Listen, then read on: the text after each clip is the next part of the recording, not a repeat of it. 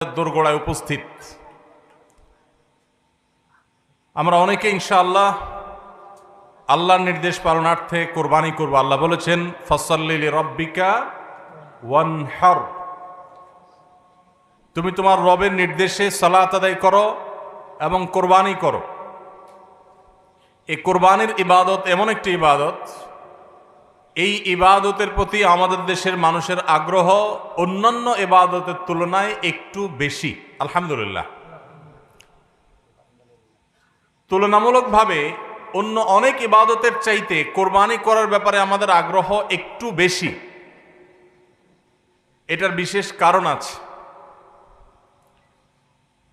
অন্যতম বড় যে কারণ সেটি হলো যে এটাকে আমরা উৎসব এবং কালচার হিসাবে নিয়েছি। সন্দেহ নেই এটা উৎসব, সন্দেহ নেই এটি কালচার।